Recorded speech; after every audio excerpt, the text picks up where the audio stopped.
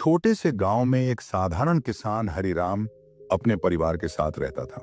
मिट्टी के कच्चे घर में दो छोटे बेटे, एक पत्नी और बूढ़ी मां के साथ उसका जीवन रोज की जरूरतों में ही उलझा रहता था। खेत थोड़ी सी जमीन थी जो कभी बारिश के भरोसे तो कभी साहूकार के कर्ज के नीचे दबकर रह जाती थी। हरिराम पढ़ा लिखा नहीं था, पर मेहनती था। सुबह 4 बजे उठकर खेतों में जाना, बैल चलाना, फावड़ा चलाना और दिन ढले घर लौट आना उसका रोज का नियम था। मगर उस मेहनत का फल हमेशा उम्मीद से कम ही होता। एक साल ऐसा सूखा पड़ा कि जमीन दरारों से भर गई, फसलें सूख गईं, घर में खाने को अन्न नहीं और ऊपर से साहूकार के कर्ज का बोझ।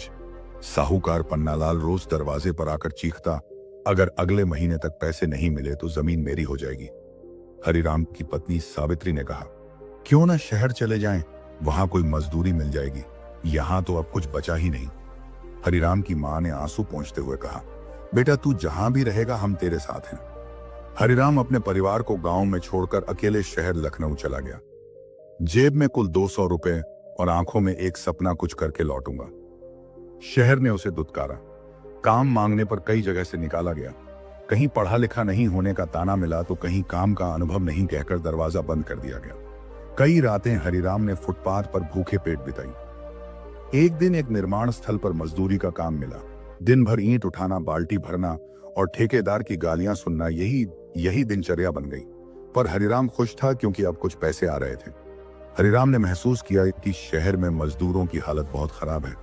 किसी को चोट लगती तो इलाज नहीं मिलता, कोई भूखा रहता तो खाने को नहीं।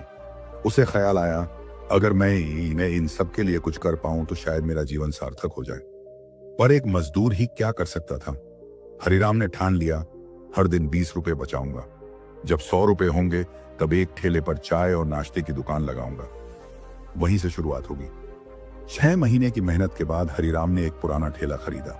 2 स्टील के बर्तन, एक स्टोव और कुछ चाय पत्ती, दूध, शक्कर लेकर उसने सड़क किनारे अपनी दुकान शुरू की। उसके हाथ की चाय में कुछ अलग बात थी। सुबह सुबह मजदूर, रिक्शे वाले और आसपास के लोग उसकी दुकान पर जुटने लगे। वो मुस्कुराकर सबको चाय पिलाता, कभी 2 बिस्किट मुफ्त दे देता तो कभी किसी भूखे को पैसे ना होने पर भी चाय पिला देता। धीरे धीरे ग्राहक बढ़े। हरिराम ने ठेले पर 2 बेंचें रख दी।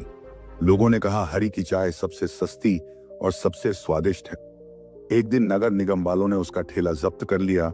बिना लाइसेंस के सड़क पर ठेला लगाना मना है। हरिराम टूट गया। जो 6 महीने में बनाया वो एक झटके में चला गया। वो फुटपाथ पर बैठकर रोने लगा। तभी एक युवक आया, अंकल आपकी चाय बहुत याद आएगी।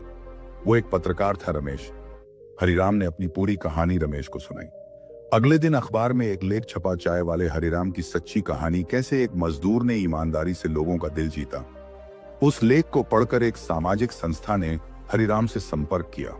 उन्होंने कहा, हम आपकी ईमानदारी, मेहनत से प्रभावित हैं।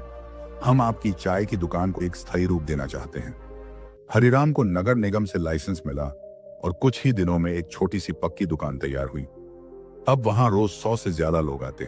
हरिराम ने अपनी कमाई में से एक हिस्सा गांव भेजना शुरू किया। 1 साल बाद हरिराम ने अपने परिवार को शहर बुला लिया। बेटे स्कूल में पढ़ने लगे, पत्नी दुकान संभालने लगी और माँ रोज मंदिर जाकर भगवान का धन्यवाद करती। हरिराम ने अपने जैसे 3 और मजदूरों को नौकरी दी। धीरे धीरे उसकी दुकान से 2 और शाखाएं खुली।